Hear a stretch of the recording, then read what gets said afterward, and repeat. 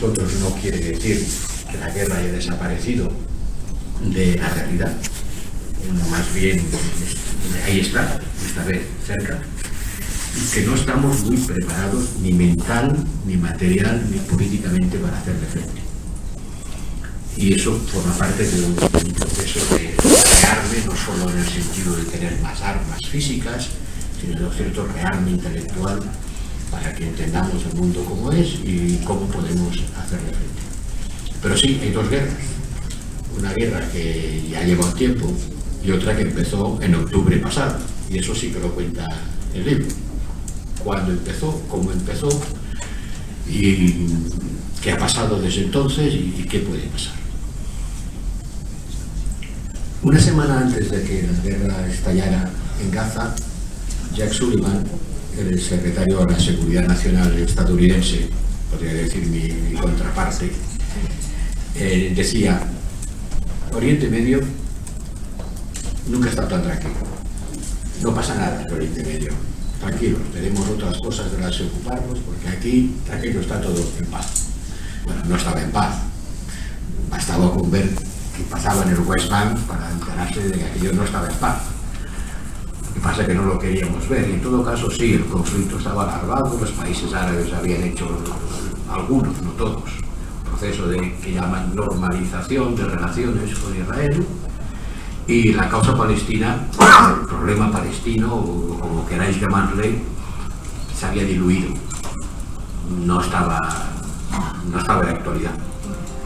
Y probablemente si eso no hubiera ocurrido y Arabia Saudita hubiera también normalizado sus relaciones con Israel, se hubiera avanzado más en el proceso de marginalización, olvido del problema palestino.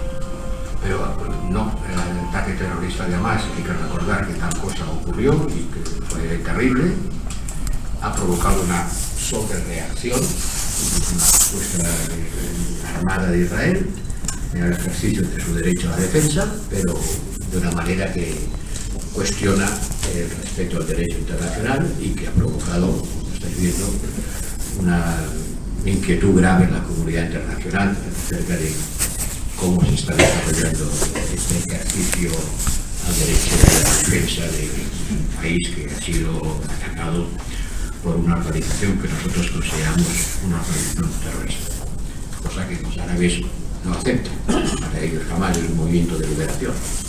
Pero en todo caso fue evidentemente un ataque contra civiles que cae de lleno dentro de lo que podemos llamar una acción terrorista. Mientras tanto, la guerra en Ucrania continúa y va a continuar. Tengo la mala noticia que darles de que eso no va a parar en el corto plazo. El corto plazo son de aquí a las elecciones europeas, por lo menos, porque Rusia sigue teniendo el mismo objetivo que tenía, que es cambiar la situación política de Ucrania. No es solo apoderarse de un par de provincias del Donbass y mantener Crimea, sino que su objetivo desde el principio era castigar a los fascistas de Kiev y de alguna manera sustituir el gobierno de Zelensky por algo parecido a lo que hay en Bielorrusia. Cuando empezó la guerra tenía 150.000 soldados en la frontera, ahora tiene 450.000. Los bombardeos son sistemáticos, han destruido el 70% del sistema eléctrico ucraniano. El objetivo es evitar que Ucrania pueda seguir resistiendo, lo cual va a depender en gran medida de nuestra capacidad de ayudarles. Los 6 meses que Estados Unidos han estado discutiendo, sí, lo hacemos, no lo hacemos, junto con Israel, sin Israel, los 6 meses han tenido una trascendencia enorme, porque durante esos 6 meses no les han llegado las municiones que necesitan para mantener una guerra de alta intensidad.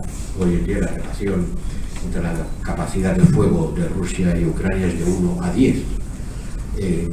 Ellos responden con goteo a lo que es un bombardeo sistemático y a unos avances tácticos. Todavía no han roto el frente, pero es evidente que la ofensiva de Ucrania fracasó y que ahora es Rusia la que ha tomado de nuevo una iniciativa que de momento es táctica, raya en trozos, destruye en Kiev, ponen a prueba la capacidad de resistencia del país. Todos temen, y mis asesores militares también, que en un momento determinado se pueda poner al frente y avanzar hacia Kiev, como hicieron al principio de la guerra.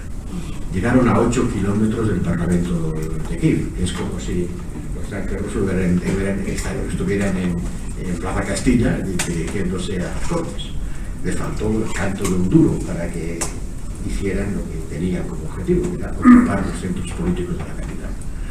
Yo he visto a los tanques rusos calcinados uno tras otro en la entrada de Kiev, los pararon, los empujaron atrás, los obligaron a retirarse del norte.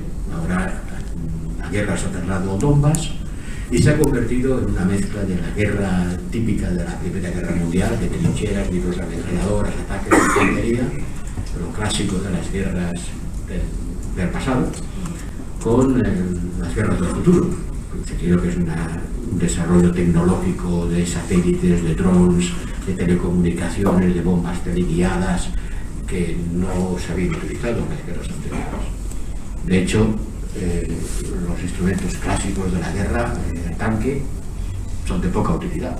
Los que les hemos dado, los famosos Leopard, los que no han sido destruidos, están siendo utilizados como artillería estática. Están quietos, escondidos en el bosque, disparan, cambian de sitio rápidamente, pero no los localizan, porque si salen al campo abierto, o les cae un dron encima, o les explota una mina debajo. En cambio, lo que es una arma nueva es el dron, que en el frente los hay a miles, como un enjambre de avispas, ¿no? El tamaño de una pizza, que tienen un par de kilos de carga explosiva, se dirigen con un joystick, como vuestros nietos seguramente, ¿no? Una cámara de televisión. Anda, mira, que hay un tanque, por él, pumba, pumba. Y eso es lo que ha permitido a los ucranianos mantener la línea de frente. ¿Cuánto tiempo? No lo sabemos. ¿Cuál es nuestra posición, nuestra actitud? La mía, la que defendemos, la oficial. Hay que seguir apoyando a Ucrania. La pregunta que se hace todo el mundo es ¿hasta cuándo? ¿Hasta cuándo y para qué? ¿Cuál es la salida de esto? Y tengo muchos amigos que cuestionan que lo que ha hecho la Unión Europea sea la respuesta adecuada. Bueno, ¿cuál hubiera sido la respuesta adecuada? Pregunto yo. ¿Cuál hubiera sido? Yo estuve en el Donbass justo en enero, antes de que empezara la guerra, y el primer ministro de Ucrania en el Donbass me dijo, oiga, nos van a atacar. Al otro lado de esta línea de 150.000 soldados armados hasta los dientes, no están aquí para tomar café, nos van a atacar. Cuando esto ocurra, ¿ustedes qué van a hacer? No van a mandar a sus hijos a luchar por Kiev, eso estoy seguro. Ni los hemos mandado ni los vamos a mandar, por mucho que diga Macron que habría que pensarlo. Pero nos darán las armas para defenderlos. Y aquí está la historia de la discusión que hubo, pues, si las damos, no las damos, cuándo las damos, cuáles damos. Empezamos dándoles cascos y hemos acabado dándoles F-16, una pequeña diferencia, dar un casco y dar un caza. Bueno, todavía no lo hemos hecho.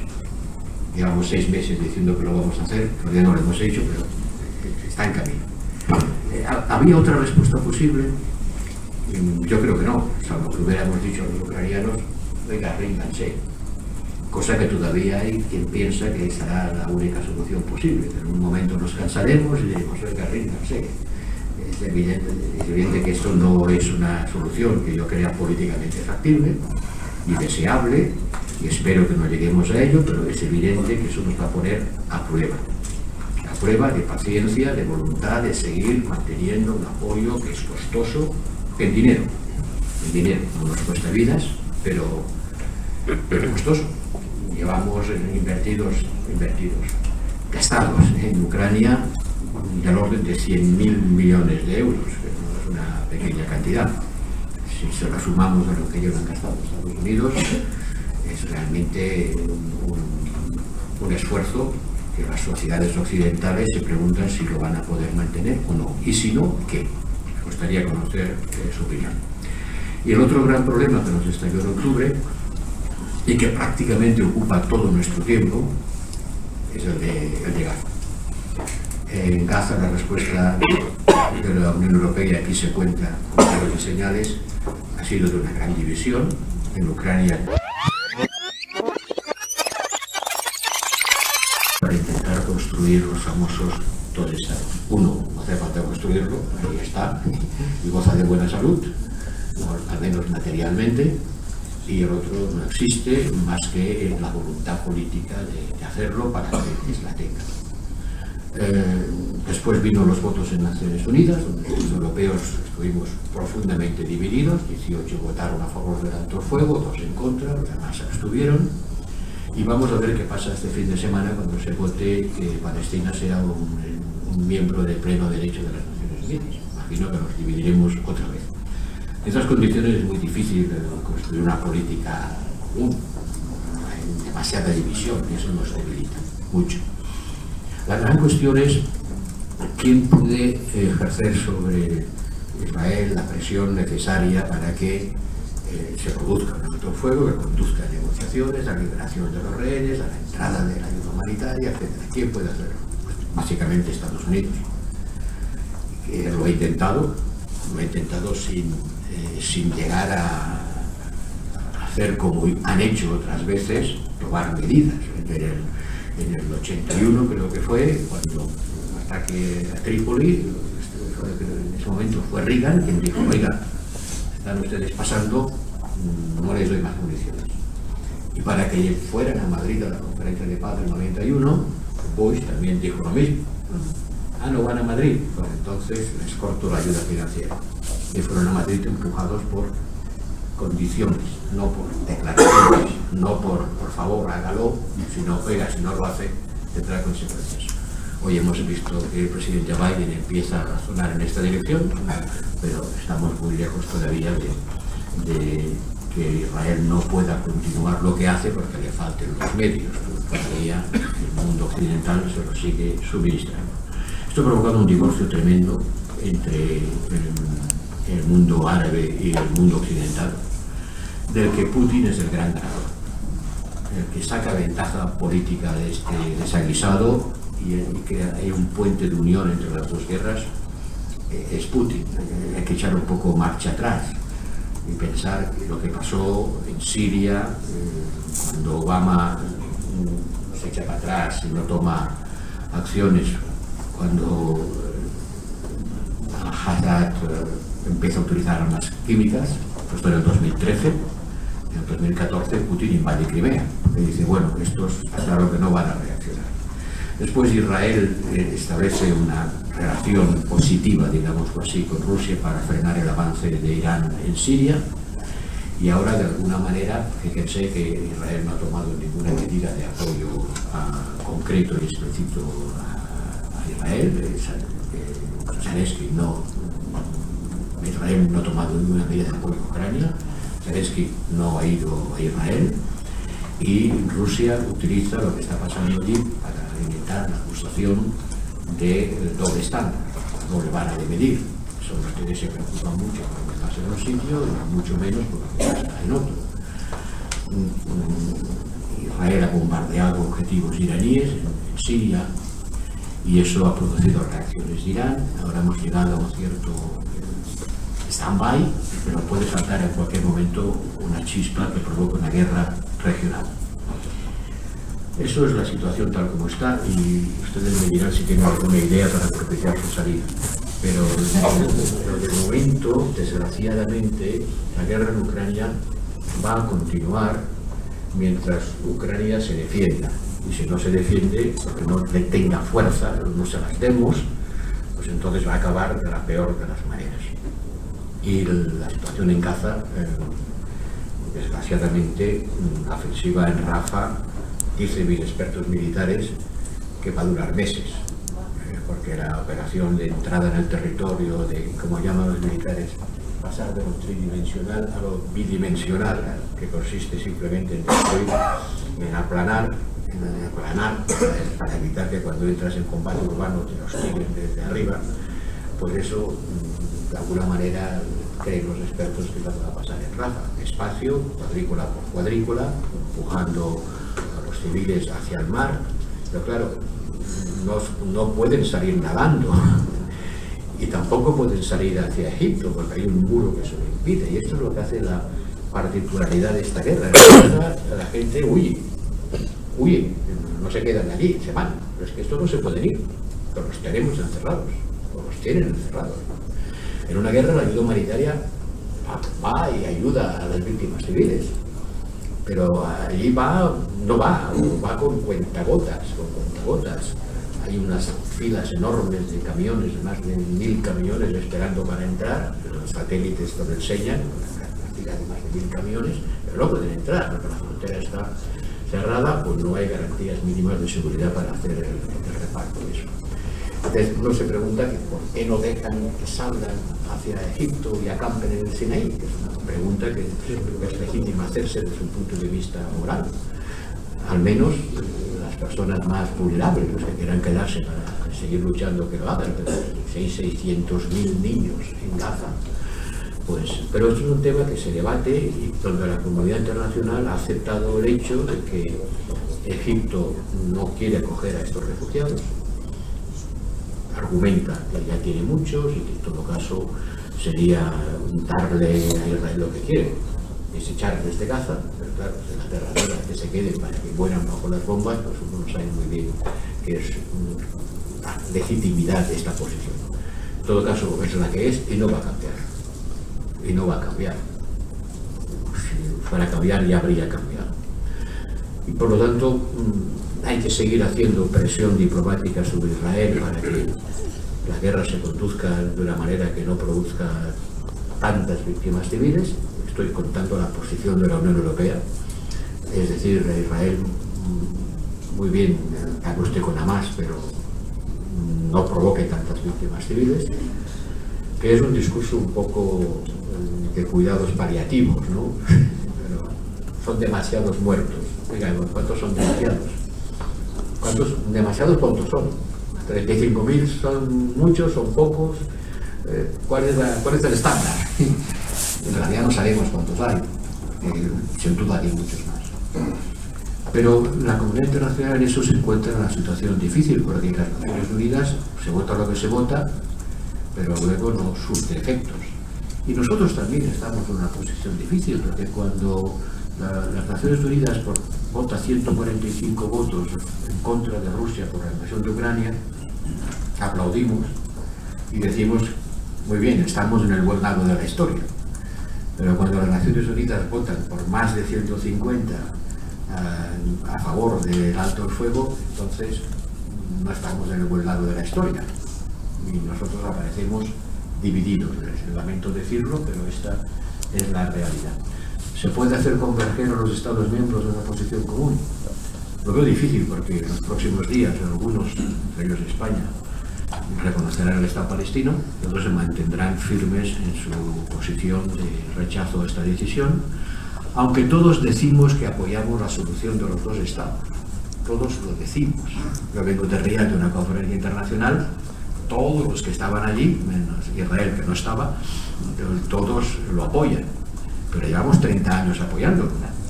Y la solución hoy esa solución hoy es más difícil que hace 30 años. Porque el número de colonos en los territorios ocupados se multiplica por 4 y porque Palestina está en una situación de mucha más debilidad. Yo creo que una conferencia que obligara a las partes a definir su posición ayudaría. No digo que fuera la solución, pero ayudaría. Porque Israel dice lo que no quiere, pero no dice lo que quiere. Pero yo no quiero los dos estados. Vale, muy bien, de acuerdo, no quiero usted los dos estados. Entonces, ¿qué quiere usted? ¿Qué sugiere usted hacer? No lo dice, seguramente porque no lo puede decir, pero lo que está ocurriendo es la repetición sistemática de la misma tragedia.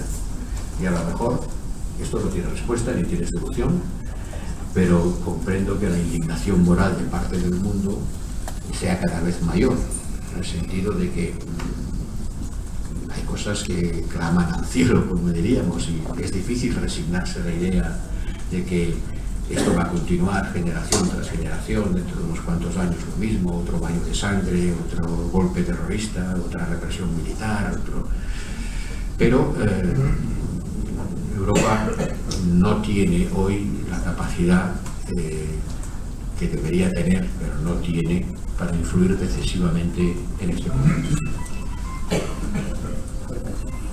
¿Tenemos medios de influirlo?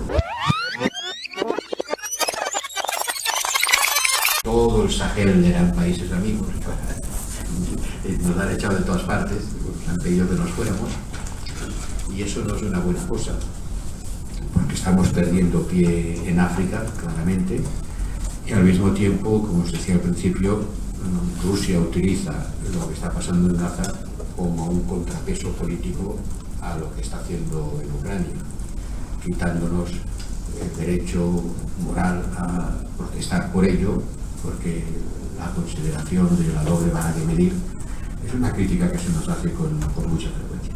El libro habla de esto, pero se acaba en enero, de manera que si quieren saber lo que pasa este año, tendrán que esperar la próxima libro. Del año que viene.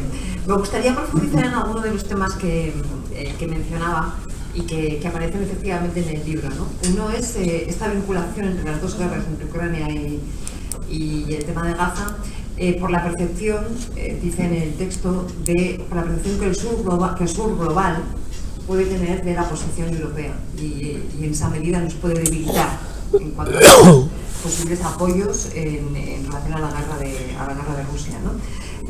Realmente Europa está teniendo una posición global, más allá de las dos guerras, pero una posición global que le permita mantener un liderazgo en algunos temas que tradicionalmente los ha ido teniendo, o hemos ido perdiendo pie en este sur global. Bueno, yo creo que Europa hoy, ya me extrapolo un poco, se enfrenta a tres grandes problemas. Un problema es el geopolítico. ¿Qué papel jugamos en el mundo? Eso tiene que ver con la guerra en Ucrania, y con la guerra en Gaza y con nuestra presencia en África y nuestras relaciones con China. Problema geopolítico. ¿Ustedes qué capacidad de influir tienen como actor que pesa sobre los conflictos mundiales? El segundo problema es el económico-tecnológico. Las empresas pierden competitividad. No estamos en la punta del desarrollo tecnológico, estamos excesivamente fragmentados. Hace 30 años Estados Unidos era el 25% del PIB mundial, sigue siendo el 25% del PIB mundial, pero nosotros hemos perdido casi 7 puntos.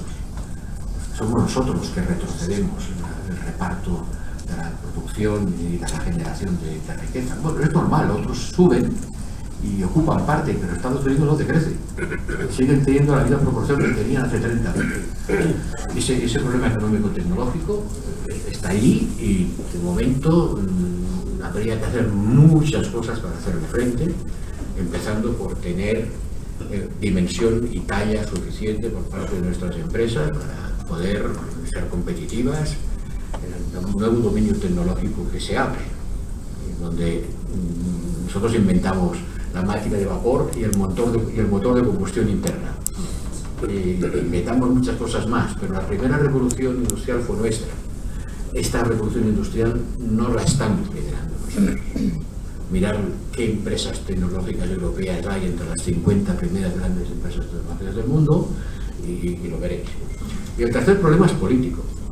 ¿Cuál es la calidad de nuestra democracia y cómo nos relacionamos con países que no lo son o cuya calidad democrática es muy inferior a la nuestra? Pero no nos ocultemos, tenemos un problema interno en Europa. Esta división entre más o menos autoritarismo y más o menos liberalismo no es Europa y los demás, también existe dentro, con la subida de los populismos, de la posible subida de la extrema derecha, probablemente no en España, pero desde luego sí en Francia, probablemente en Alemania, que hay gobiernos de extrema derecha en Europa, no es nada que vaya a producirse ya se ha producido. O sea, hay un problema interno de las democracias occidentales y su relación con las que no lo son. Yo, si tuviera solamente que relacionarme con los que son como yo, acabaría de trabajar a las 12 del mediodía.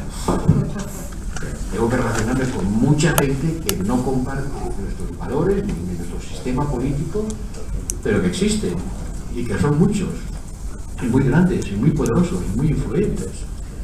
Y ese equilibrio entre valores e intereses a Europa le hace a veces posiciones bastante complicadas. no solo a Europa, a todo el mundo.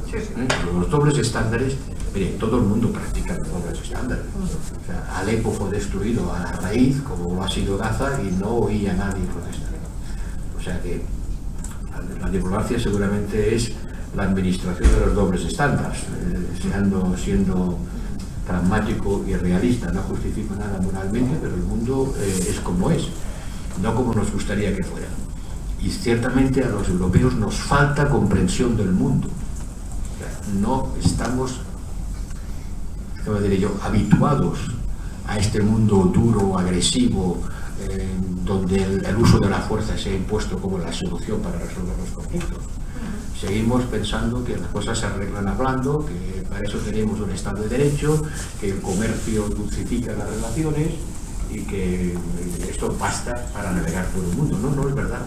No es verdad, al contrario. El comercio, llevado al extremo, crea dependencias peligrosas, como vimos con el caso del gas ruso, bueno, y con el caso de las vacunas, y con otras muchas cosas. Que en nuestro mundo de ayer, nuestra concepción mental de la posguerra, la Europa que quería ser un factor de paz y estabilidad interna, y lo ha sido, y también externa, y no lo ha llegado a ser, porque no tiene la fuerza suficiente para hacerlo, y porque los instrumentos clásicos de la diplomacia, del comercio y de la prédica del Estado de Derecho, pues ya no son suficientes. Nos guste o no nos guste, ya no son suficientes. Y la gente sabe cuántas divisiones tiene. El amigo del Papa, ¿cuántas divisiones tiene? Pues también me preguntan, ¿Europa cuántas divisiones tiene? O sea, ¿cuál es la fuerza militar, la capacidad de intervenir real que tiene Europa? Porque puedes tener divisiones y no quererlas utilizar, pero si no las tienes, seguro que no las vas a utilizar.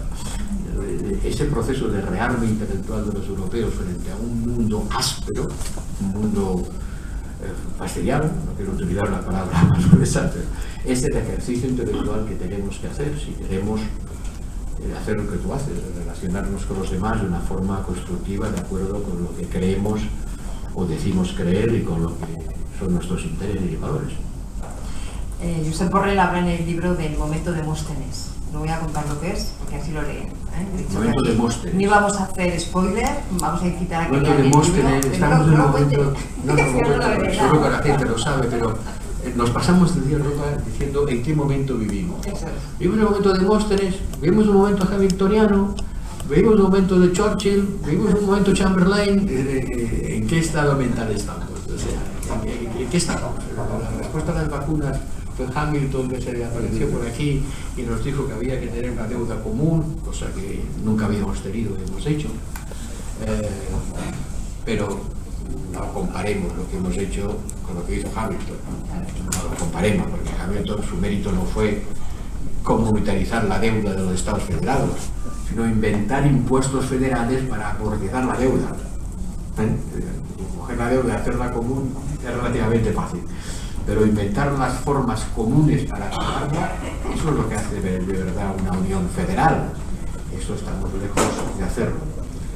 Y lo mismo digo en el momento de Churchill. ¿Estamos en el momento de Churchill o estamos en el momento de Chamberlain?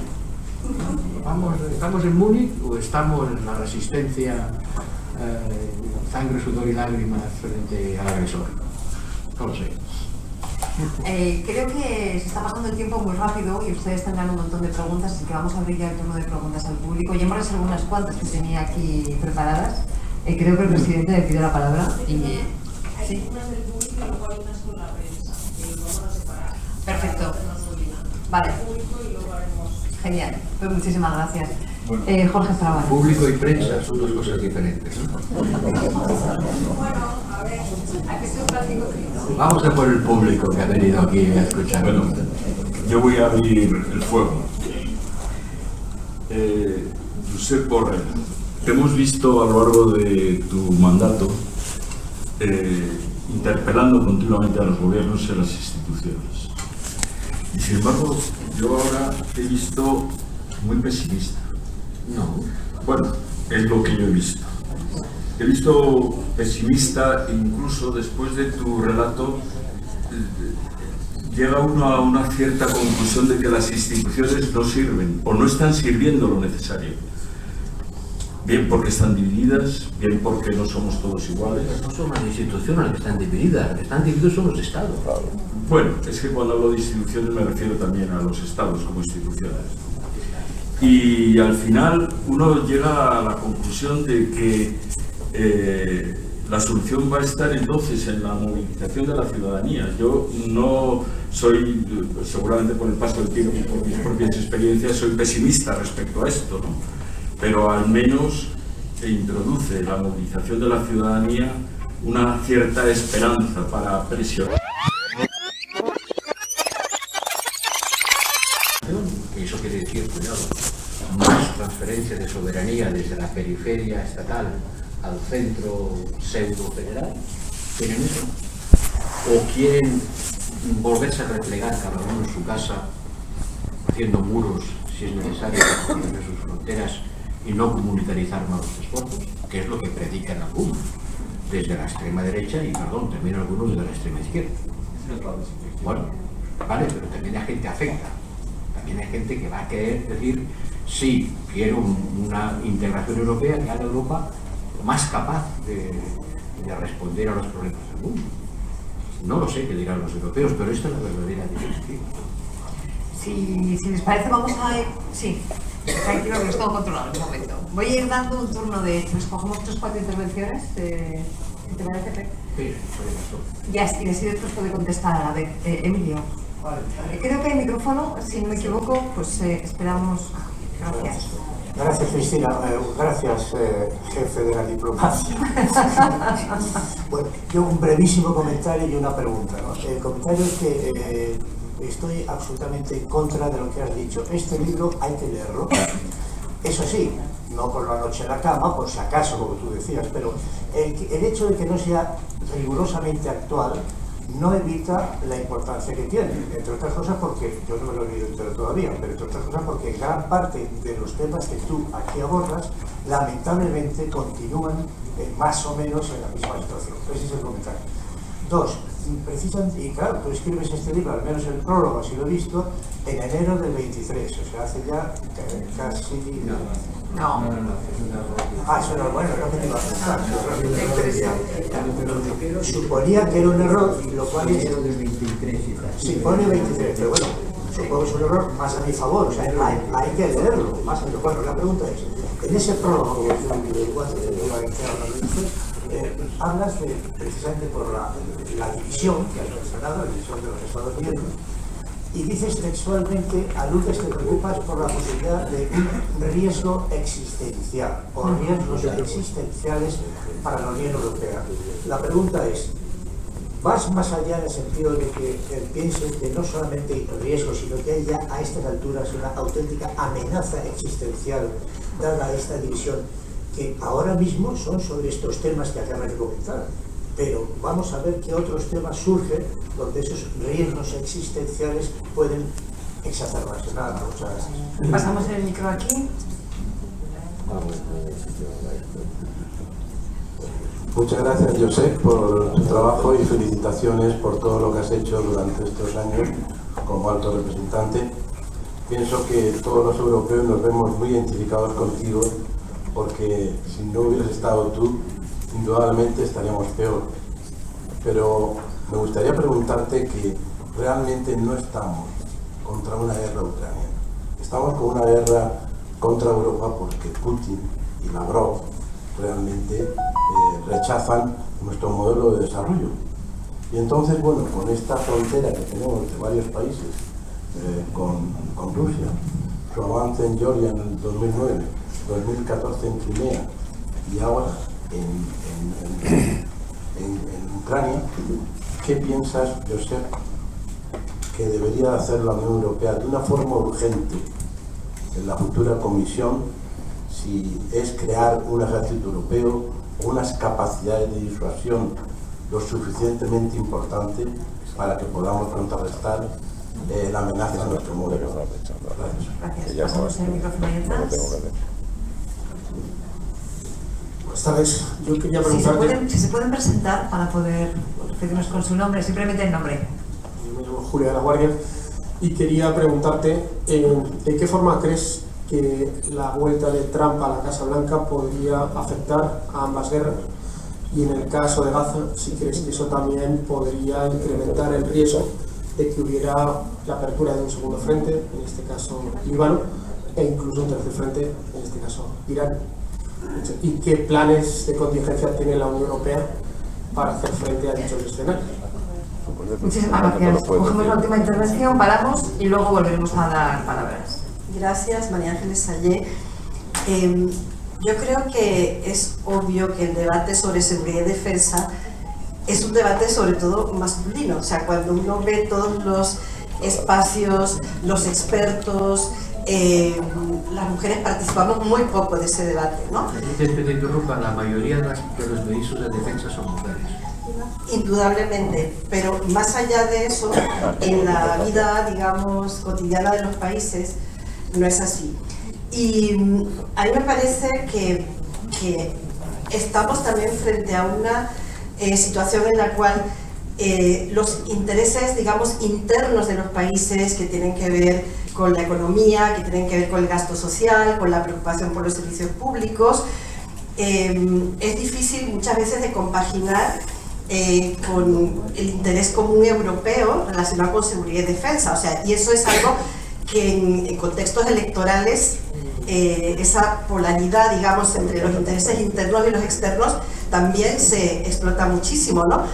Y eso también tiene que ver con cómo combinar esa idea entre la Europa de la seguridad y defensa y también a nivel comunitario la Europa social, porque siempre cuando se plantea este debate, siempre se plantea al final de que si se sube el presupuesto de seguridad y defensa, se disminuye el presupuesto relacionado con el gasto social, el gasto económico, el gasto que tiene que ver con la vida cotidiana, ¿no? Entonces, me gustaría conocer cuál es su visión respecto a esa polaridad, que en el fondo es una polaridad que incide muchísimo también en los procesos electorales, ¿no? Y en la manera como se posicionan las personas de los países en relación a este problema común. Gracias. Muchísimas gracias. Lo dejamos aquí, tengo apuntadas las palabras que faltan, hacemos la primera reacción y luego continuamos. Muchas gracias. Hay preguntas que necesitarían un desarrollo muy largo y extenso para contestarlas. Evidentemente, recursos escasos y fines alternativos siempre obligan a una elección política. Y todo el mundo prefiere la mantequilla a los cañones, ¿no? Como decían los franceses en la Primera Guerra. ¿Y usted qué prefiere? ¿Almacenar municiones del 155 o subir las pensiones? Bueno, la respuesta rápida, ¿no? Claro, todos preferimos subir las pensiones. Pero hay un pero, que es que Europa ha entrado en esta guerra con unos stocks militares bajo pie, porque han sido la variable de ajuste presupuestario. Es mucho más fácil disminuir el gasto militar que el gasto social. Y con eso no digo que hubiera hecho falta hacerlo al revés. Pues en este momento lo que se plantea Europa es reforzar su capacidad de defensa. La defensa y la seguridad no es solo militar, pero no nos engañemos, también es militar. Y las cosas tienen un coste. Entonces los europeos tienen que saber si están dispuestos a pagar este coste o no. Y si están dispuestos a pagar este coste, ¿cómo lo van a financiar? ¿Lo van a financiar con los recursos corrientes de cada ejercicio? Eso obliga obviamente a hacer un arbitraje con otros destinos. Yo he sido secretario de Hacienda y sé que los Reyes Magos no existen. Al final se saca de un sitio y lo pones en el otro. O anticipas la capacidad de gasto recurriendo a una deuda común, que es lo que se está planteando en Europa hoy. ¿El COVID era una amenaza existencial? Sí, la gente se moría. Y entonces hicimos lo que hacen los financieros, anticipamos los ingresos futuros emitiendo deuda, que es una manera de anticipar el tiempo. Los ingresos de mañana los cobro hoy, emitiendo deuda. ¿Por qué? Porque la gente se muere. Hay que comprar mascarillas y vacunas. La gente hoy, afortunadamente, no se muere. Pero si consideramos que tenemos una amenaza existencial que afecta a nuestra seguridad, deberíamos hacerle frente. Deberíamos. Y eso es lo que en Europa se está discutiendo. Y el próximo Consejo Europeo va a discutir de qué manera los europeos quieren reforzar financiar un aumento en sus capacidades defensivas. ¿De qué manera? Porque gratis no va a ser. Entonces, bueno, pues podemos recurrir a una emisión de deuda, como se hizo para hacer frente a la pandemia, o podemos ajustar los presupuestos recortando otros gastos, cosa que a nadie le va a gustar, obviamente, porque todo el mundo va a defender la cárcel. Pero estas son las opciones políticas que los gobiernos tienen que hacer. Pero la pregunta es, ¿Rusia es una amenaza existencial para Europa? Yo creo que sí. Pero tengo que decirte que no todos los estados europeos lo piensan. En el Consejo Europeo hay estados que te dicen no, no lo es. Yo me llevo muy bien con ella. Y además no quiero que ni un duro mío corra peligro de desaparecer por disolución de la Unión. Bueno, un buen día lleguen allí y digamos, Brexit generalizado, ¿nos vamos todos? No, eso no va a pasar. Lo que me pregunto es en términos de eficacia de esta Unión. O sea, no va a morir en el sentido de que se va a disolver, pero ¿la eficacia de su acción está a la altura de los retos de nuestro tiempo? Mi respuesta, según mi experiencia, es que no. Tardamos demasiado tiempo en decidir. Hacemos demasiados equilibrios y componentes. Y cuantos más seamos, más difícil va a ser. Porque a 27 de unanimidad, yo sé lo que me cuesta y muchas veces no se consigue. Si en vez de 27 somos 37, te aseguro que será más imposible todavía, aunque imposible es una categoría, no hay más o menos imposibles. Por tanto, no estamos a la altura de los desafíos que tenemos. Y la primera cosa que no está a la altura es la percepción que la gente tiene de esos desafíos. No hay un sentido de urgencia. No tenemos un sentido de urgencia. Si mañana nos dicen hay que entrar en una economía de guerra, diremos que sí, pero sin saber qué quiere decir. ¿Qué quiere decir entrar en una economía de guerra? La guerra no es para mañana, afortunadamente. Tampoco quiero meter a nadie el miedo en el cuerpo. Pero tú me preguntas, ¿riesgo existencial? No, pero sí riesgo de pérdida de eficacia en la acción. Eso sí, es un riesgo que tú vas perdiendo eficacia en la acción y al final no desapareces, pero ¿cuánto tiempo hemos pasado discutiendo la reforma del sistema eléctrico? Ahora que veo aquí a Natalia Fabra. ¿Cuánto tiempo hemos pasado en discutir la reforma del sistema eléctrico? Y al final se hizo porque el gobierno de España dijo, bueno, se acabó la historia, digo que no me entendéis, adiós muy buenas. Y entonces rápidamente hicieron una solución ad hoc para que España tuviera una solución al problema que tienen todos, pero España más urgente. Por lo tanto, riesgo de morir no, riesgo de una dolencia crónica, sí, creo que sí. Y por eso creo que hay que agitar un poco las conciencias de los ciudadanos. No es que mañana vaya a haber una revolución social pidiendo a los estados europeos que se integren más. No. Pero los gobiernos, cuando se sientan en la mesa del Consejo de Ministros Europeos o en el Consejo Europeo, cada uno responde a sus prioridades políticas. Cada uno vuelve a casa y se enfrenta con sus adecuados. Y no son unos crápulas, responden a sus equilibrios políticos internos. Han sido elegidos para eso. Y por lo tanto, si los electores eligen a gobiernos que no tienen deseos de integración, no la habrá. Y si eligen a gobiernos que sí la tienen, la habrá. Cada uno en su casa. Cada uno en su casa. Habrá 27 debates nacionales. Pero en el fondo, si los ciudadanos... El ejército europeo. ¿Quién ha preguntado por el ejército europeo? Olvídalo. Esto es una entelequia. Sí. O sea, vamos a concentrarnos en cosas prácticas. El ejército europeo, él, en minúscula, que quiere decir que solo hay uno, y que han desaparecido los 27 ejércitos de los 27 estados soberanos, eso no va a pasar. Porque nadie quiere que pase. Cada estado quiere tener su ejército. Y su industria de defensa también. Lo que deberíamos tener es una capacidad compartible entre las Fuerzas Armadas de los 27 países. Compatible, interoperable, con capacidad de respuesta rápida en común, cosa que no sería tan difícil de tener y que hay que irlo construyendo pieza a pieza. Y sí, eso Europa lo tiene que construir. Y si no lo construye, malgastará su dinero sin aumentar su potencia. Si mañana todos los gobiernos europeos multiplican por 2 su gasto en defensa, pero cada uno mantiene la estructura de lo que tiene, sin tener en cuenta lo que tiene el vecino y lo que tenemos entre todos, esto sería un despilfarro de dinero enorme.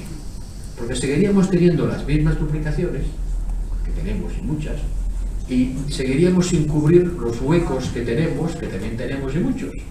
Por lo tanto, lo que haya que hacer, hay que hacerlo en común.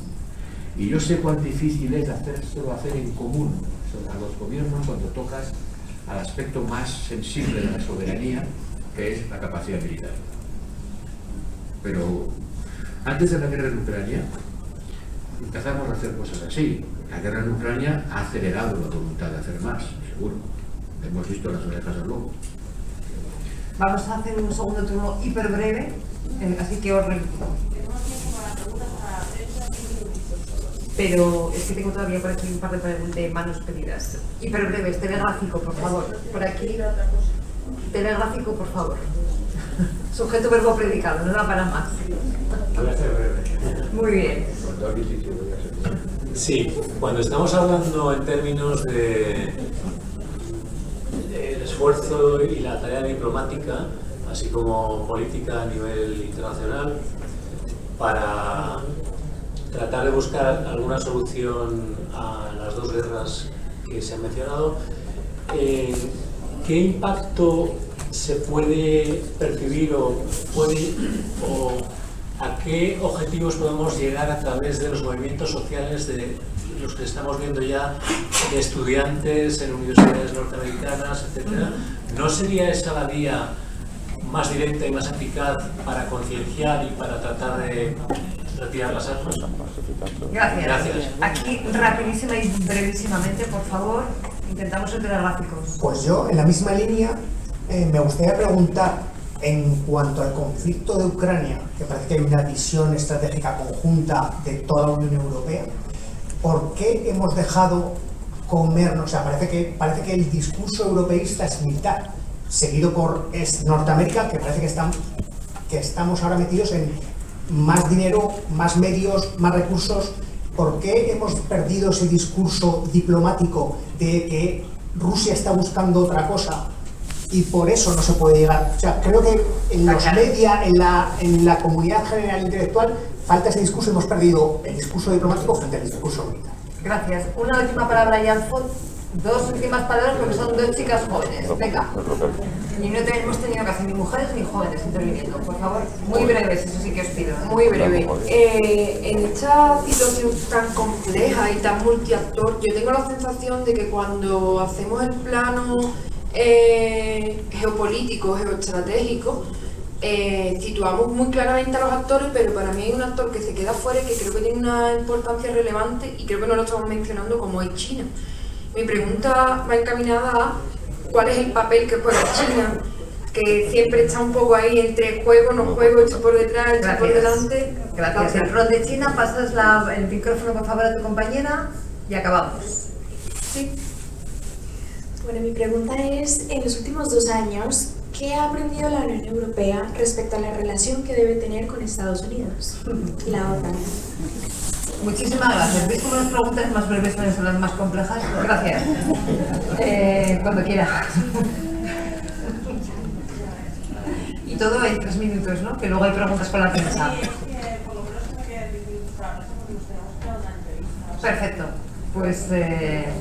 No, sus preguntas son muy interesantes, pero yo no tengo respuestas telegráficas a esto. Lo siento, no tengo respuestas telegráficas al papel de China en el mundo.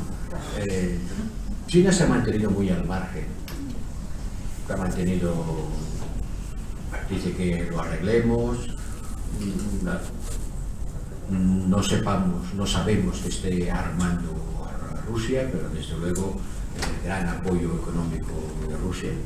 Rusia mantiene su economía en buena medida gracias a sus relaciones con China, pero no ha entrado en una, como ha entrado Irán, por ejemplo, en suministro de armas.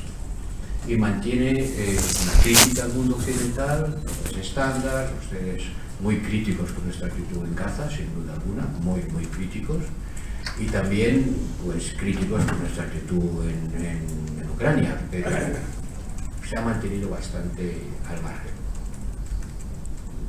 Nosotros le pedimos que utilice su influencia, que la tiene y mucha, sobre Rusia, para intentar llegar a un alto fuego, unas negociaciones de paz, pero la verdad es que no lo hace. No es un actor, o al menos no es un actor explícito. Podría serlo y ojalá lo fuera, porque tiene una enorme influencia sobre Rusia. En el conflicto de Oriente Medio ha sido un actor positivo, ha facilitado las relaciones entre Irán y Arabia Saudita.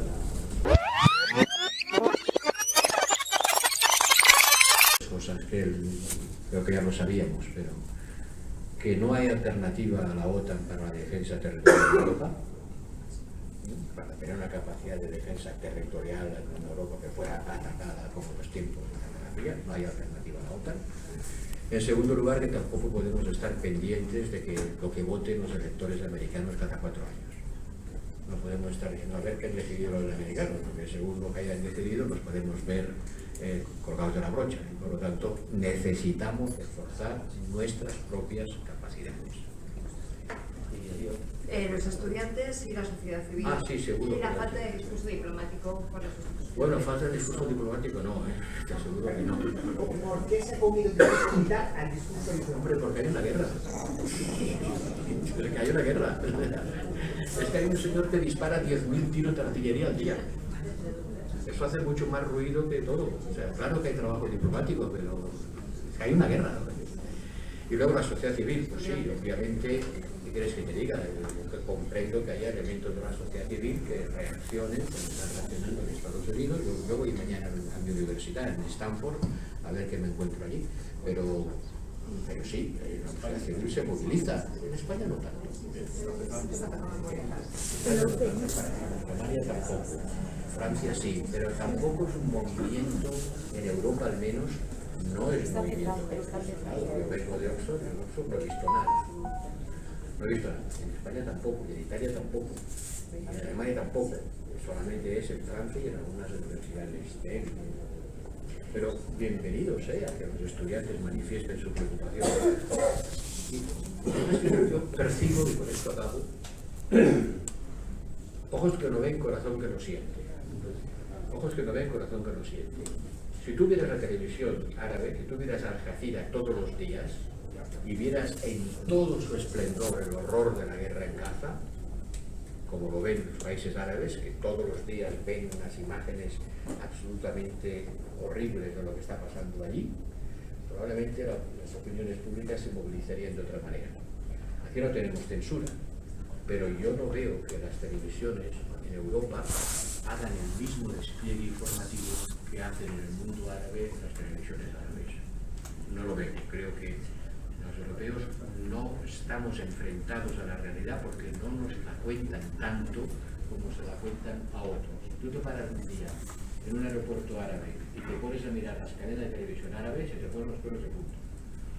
Y yo veo aquí los telediarios y no se me ponen los pelos de punta. Por alusiones, creo que hay palabras de medios de comunicación, de periodistas, que no sé dónde estáis. 8 minutos para preguntas de medios de comunicación. ¿Hay alguien que quiera preguntar algo? ¿No? Igual lo ha dicho todo, ha dado todos los titulares ya, por lo tanto yo creo que ya no... Pero no haber dado titulares. Unos cuantos, sí. Ha dado unos cuantos, sí. No creo que el problema no es dar titulares. La realidad es demasiado compleja para reducirla a un titular. Hay que entender claramente lo que significó para Israel el choque de los atentados terroristas de Hamas. Entender que esa sociedad se sintió profundamente conmocionada, que el sentimiento de seguridad que tenían se derrumbó y que su respuesta, yo creo que jamás sabía que iba a ser así. Lo que probablemente nadie esperaba es que la respuesta fuera a ser tan larga, tan intensa y tan mortífera como es, porque normalmente las guerras en Gaza, ya ha habido unas cuantas, han durado mucho menos. No han durado 7 meses de bombardeos intensos. Y nadie esperaba, yo al menos no, que la guerra en Ucrania fuera a durar 2 años y medio, porque nadie daba un duro por Ucrania. Todo el mundo esperaba que eso iba a durar 2 semanas. Y primero Putin. Eso en 2 semanas está liquidado. Llevamos 2 años y medio.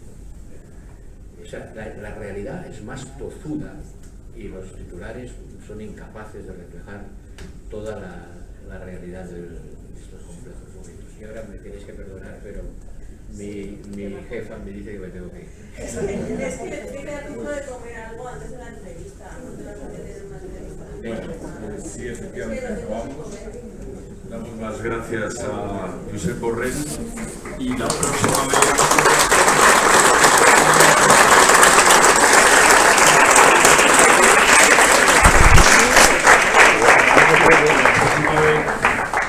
vez podremos volver a un encuentro con Josep Borrell parecido a este, pero presentando el libro del cual este es el embrión. Muchísimas gracias a todos por vuestro tiempo.